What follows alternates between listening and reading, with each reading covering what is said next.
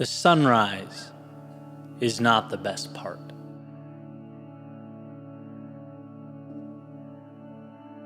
I want to explain something I've tried to articulate over the years, but at least in my mind, have never quite captured how I feel or what I mean.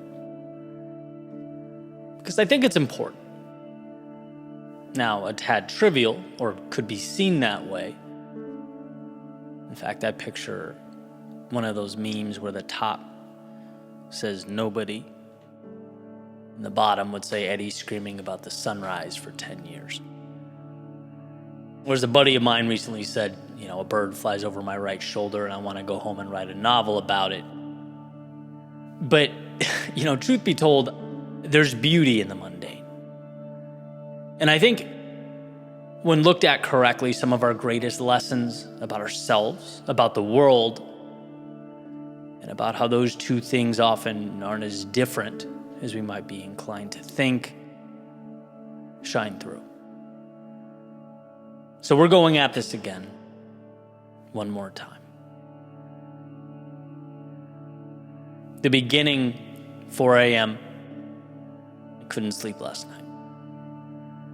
So I got up, I got dressed, went to the Dunkin' Donuts drive-thru around the corner, and I was sitting there right as it opened at 5:30. Got my French vanilla coffee and headed to the beach to see night turn to day. And here's an interesting thing. If you were to search sunrise Pompano Beach on that particular day, it would have told you 6:28 a.m. I got to the beach around 5:40. And this will become more and more relevant as I sort of progress here. But when I arrived, it was dark. There was not a soul outside, except for a man with a dog, who for some reason warned me that he had a dog, and another man twirling around a glow stick. Listen, Florida's the best place I've ever lived by far, but it keeps you on your toes, man. So I walked by them and found a spot by the water. I sat down, and it was truly theatrical. It's almost hard to find the words for the South Florida sky in the morning as night turns to day. Right? And as I'm sitting there looking out over the Atlantic, you can see right where the ocean and sky touch these little patches of teal and orange and pink that start to slowly break up the darkness. Almost like someone's dipping their brush in paint and just flicking it at a canvas. Random assortments of colors. And it's very interesting because it happens subtly and somehow all at the same time. Piece by piece, these little neon strips start making their way over the horizon. I just sat back with my coffee and I watched the world around me come to life. Birds start flying over the water. The sand rake, if that's what it's called, started driving around, preparing the beach for everyone that would come visit that day. You start to hear voices and laughter infiltrate, the beach around you. And here's my thing. Here is that thought that I truly feel is important, but have a hard time with the why. It's how people show up at 6:15 and make their way to the sand to watch the sun come up. Obviously, understandable. It is an incredible sight. To see that giant ball of fire emerge in the distance, seemingly make its way up into the sky, I get it. I just can't help but feel like in some way, it's similar to fast forwarding a movie to the point where the villain's already been defeated, where the problem's already been solved. It's like it's the post-game interview after the Super Bowl. The magic in my eyes is the before. Before the sun rises. It's watching something so dark, so empty, so hopeless, replaced by a masterpiece that takes your breath away. It's seeing out in the distance the light that was coming. It was always on its way. Make itself known to you for the very first time. And as that extravagant march from nothing to something takes place above and all around you, suddenly you can see your hand in front of your face. It's like you blinked and night became day.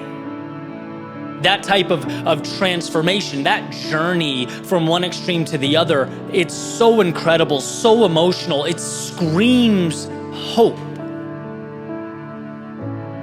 It makes it that much harder for me to say, I can't change, I can't let go, I can't build. It's like, look, you just watched the black of night become day.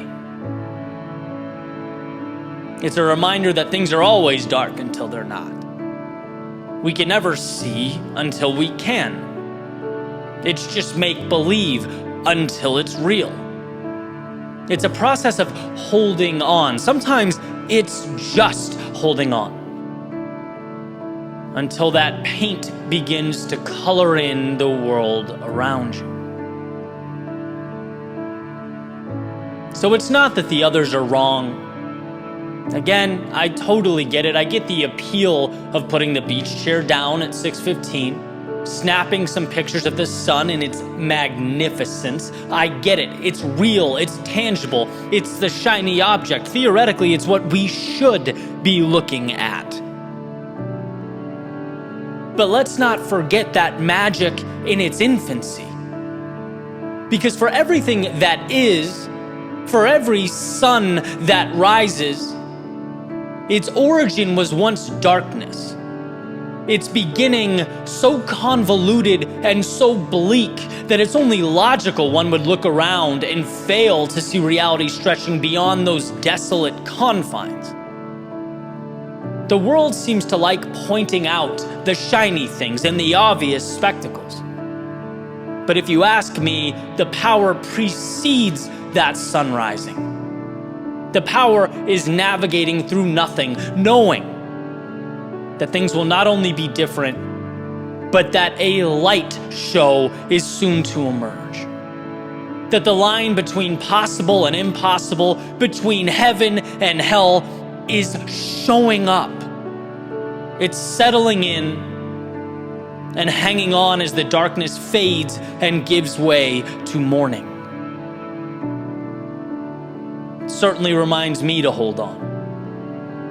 It reminds me that amidst every storm, I'm living moments that when zoomed out comprise the masterpiece. It reminds me to hold on, to find color, to see the beauty, to appreciate the journey, because the sunrise is not the best part.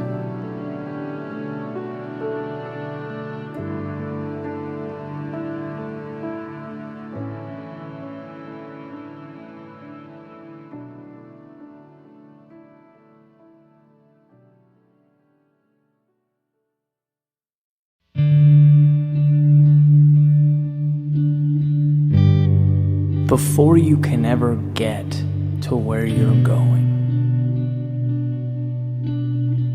you have to decide to begin. You have to acknowledge that what you're chasing means more to you than what you are leaving behind.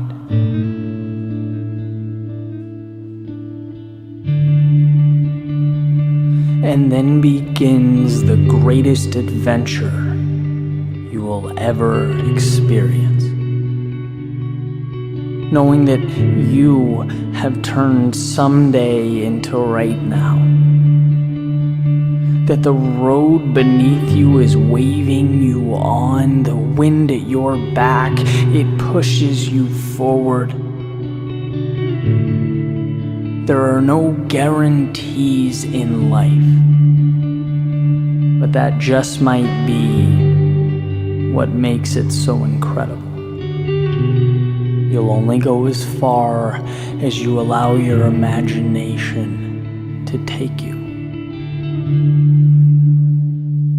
Whether it's the end of your driveway or where the sun and the ocean intersect.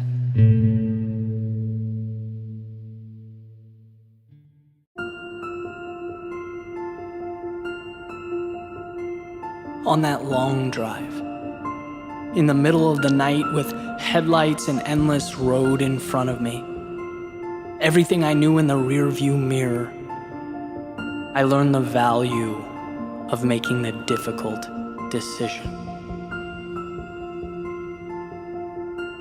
During the times of disappointment, being let down by the ones I counted on, I believed in, I learned the importance of loyalty, the power of being there for those who mean the most to you.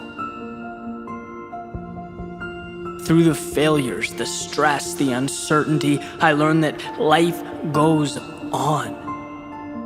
That when you allow yourself to fall, you build an immunity to the fear associated with hitting the ground. You get back up stronger. Through the heartbreak, the loss, the pain, I learned to appreciate every moment. To look around and not take any of this for granted. To both recognize and appreciate the fragility of the present, because with the snap of a finger, life can change. In the wake of past anger and conflict, I learned to pick my battles. That rarely is it worth my time. That our vantage points are merely a reflection of our backgrounds and understandings, and even the slightest effort to understand the person staring back at you can be the difference between building up and tearing down. From being overlooked, disregarded, the smallest person in the room, I learned the value of true leadership.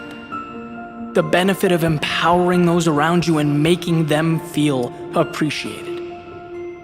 That walking alone may sometimes be necessary, but that building a vision that those around you believe in is unparalleled. Life is a teacher. And only through its toughest tests can its curriculum be understood, can its ideas and lessons take shape. What you need exists so long as you open your eyes. And you'll find an inevitable truth.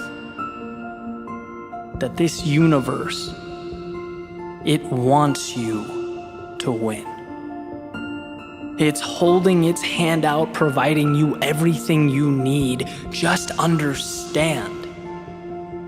Understand that the lows prepare you for the highs. The losses set up the gains. The mistakes build a foundation for the greatest things you will ever do. Life is a teacher. And should you listen, you'll see that it has no bounds, no restrictions, just the next chapter.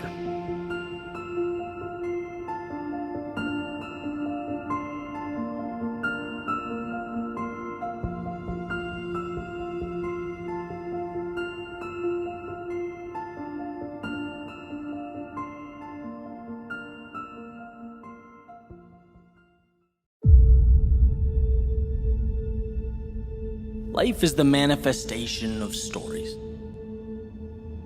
Stories we tell ourselves about the world and our place within it. Rules that we've constructed and we respect, we adhere to. They dictate the outcomes we get. They become our reality. Because to establish a parameter means at some point there's a line that we don't cross, right? And there are obvious lines that we point to and we say no thanks. For example, our values, right? I won't do X because, well, it will hurt someone I love. Or legal parameters. I won't do Y because I know the repercussions, they're too much. It's not in my self-interest. And these are obvious, these are talked about, we're aware of these stopping points. But I want to talk about a different set of rules.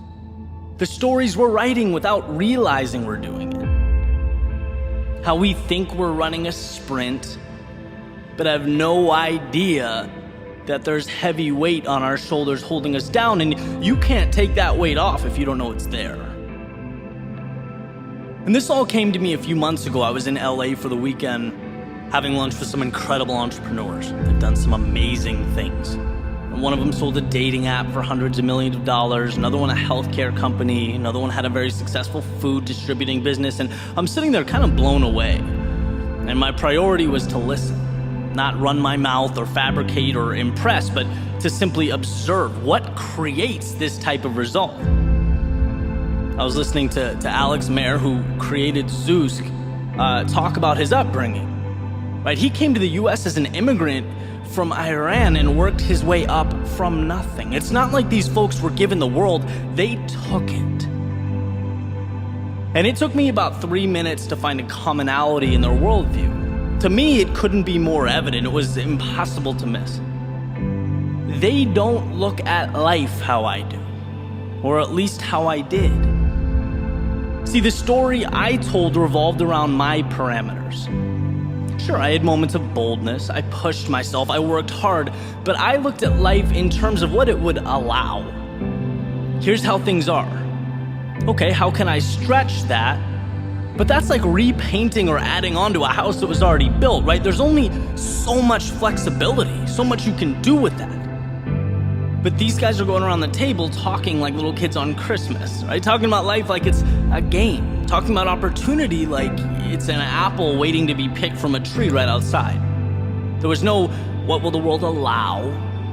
It was with a smile, anticipation, and self-belief, what can I make? And Alex, who I mentioned earlier, sold Zeus, right? Created Mentorbox, and he loves beef. Eats it all the time, right? And so it's become his next entrepreneurial venture, a healthy beef stick company. And every thought seems to revolve around that. How can he take something he loves and share it with the world? His imagination is now driving his thought process, which drives his action. Not parameters, not someone else's reality, but possibility. See, I left the table with this feeling I've never really had before. It's like someone tapped me on the shoulder and reminded me of the freedom contained in every single step. And not flexibility, but freedom. Like a weight had been lifted off of my shoulders. Who cares if you mess up? Who cares if you lose? Who cares? That's part of this game we're playing. A game where reality isn't an obligation to be lived, it's an opportunity to be explored. It's not about what you don't have. It's being grateful for everything that brought you to right now. Because right now is a perpetual launching pad. You know, growth is learning. And that afternoon, I learned to take life way less seriously. To enjoy it. To let imagination drive every step. Because the difference is some of us build because we don't want to lose. We don't want to succumb to fear and not meeting our potential, right? We fear being inadequate, falling short. We see obstacles. Some of us, we build to capture the beauty, the excitement. That makes the difference. And look, I'm not presenting you empirical data. I don't have all the answers, but I'm willing to bet that years from now, looking back, that simple understanding will have played a substantial role in whatever comes next. The rules changed, and so did the path.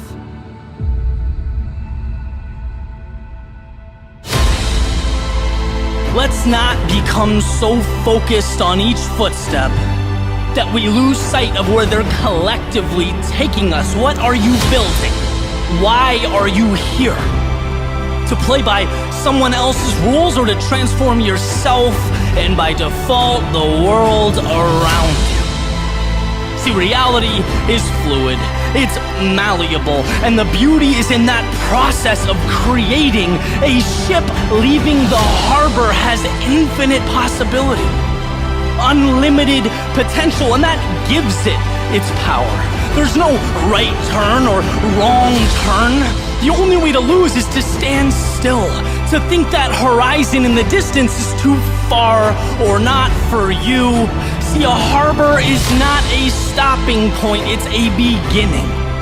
So take control over that world, push it, test it, see what it has to offer, throw your interests and your curiosities against the wall, see what sticks, see what ignites your soul, test the universe, because life, it rewards the bold, those courageous enough to step outside their front door and not follow, but design. Those who know things are the way they are simply because others before them had the courage to make it so. Well, now it's your turn. You defeated the 1 in 400 trillion odds stacked against your birth. You navigated through your low points. You've done enough to get to this very moment, this instant, where the mistakes that brought you here will become the wisdom that leads you forward, that takes you to places you never thought possible. And where exactly that is entirely up to you.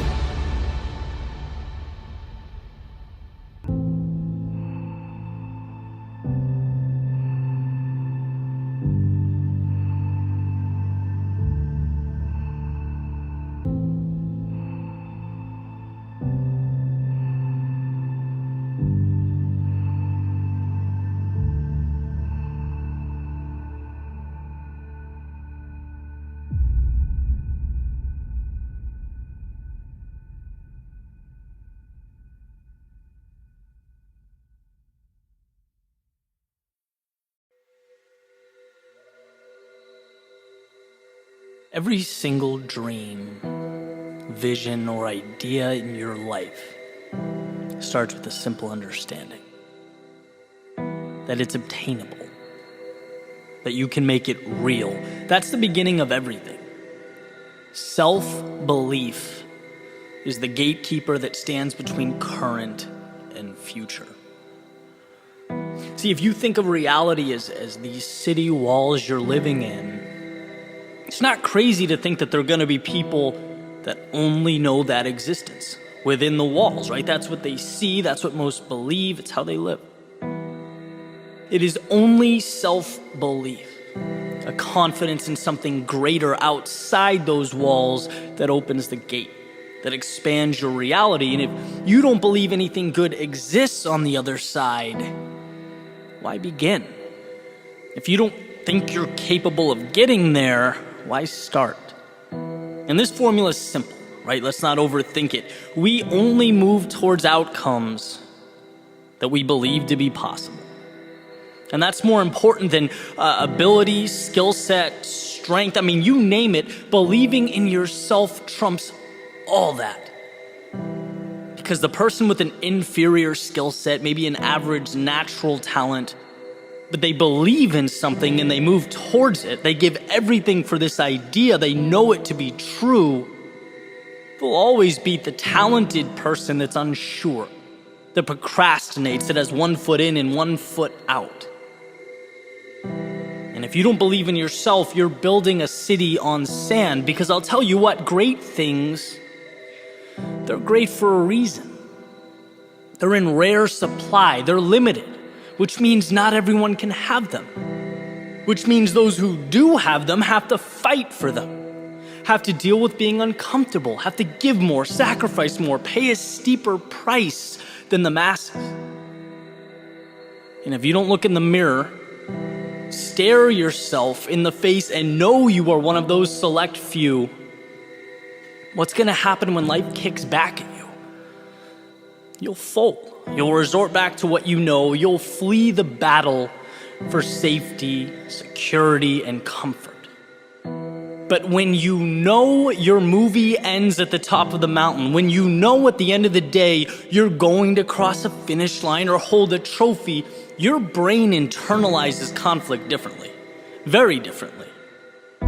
For someone with self-belief, obstacles don't make you wonder if you should keep going. Because you already know you have to keep going. I mean, come on, you haven't arrived yet. There's still a road to travel. No, in this situation, obstacles simply prompt you to ask how. How can I get through this? And that's the small discrepancy that changes everything. Because at some point, you'll look to your right and you'll look to your left and you'll find very few people get to the how question. They all stopped at if. I wonder if I can do this. I wonder if I'm capable. Well, they'll never know. They'll never see that sunset beyond those metaphorical city walls because they never truly believed in themselves. They never opened that gate. Look, I went through 16 years of education without a teacher or professor telling me, Eddie, 99% of life is just believing in yourself to figure challenges out as they come, to figure life out as it comes. That's it. Only X% make it through law school. Only Y% succeed at this and that. That's what you hear. But no, none of that matters. It's simple. Most of the world quits when things get challenging. If you don't, if you have the courage to believe and trust in yourself, you'll succeed. Why? Because you won't stop until you find a way. That's the power of self-belief. It's not quantum physics. It's not complex. You know, at one point, I didn't think I could make a living outside of a cubicle or office building. Then I saw others do it. And for the first time in my life, I believed it was possible. I changed my actions to support my beliefs, and here we are. At one point, I didn't think certain financial goals were reality. I didn't know about a free, flexible lifestyle. I wasn't aware of the type of relationships that would change my life. Why? Because they existed outside those city walls. I didn't believe they were real. I didn't believe in myself to create them, to make them in my own life. But with the change in belief comes a change in reality. You will always follow through on who you believe you are. So let's go back to that mirror visualization. At some point today, look at your reflection and think about nothing but what I'm about to tell you. Everything you need, you have. I promise you, you are equipped to change your life, the lives of everyone around you, and the world in which you exist. So take that fact, feel it, and never ask it again. From now on, the question is how. Your fate is not a coin flip, it's a puzzle. It's about arranging the pieces. And those two eyes looking back at you are more than capable of figuring that out. Ask simply, do you want it? And if yes, open that front door, take that first step, and inject yourself into a journey that will be unlike anything you've ever experienced before.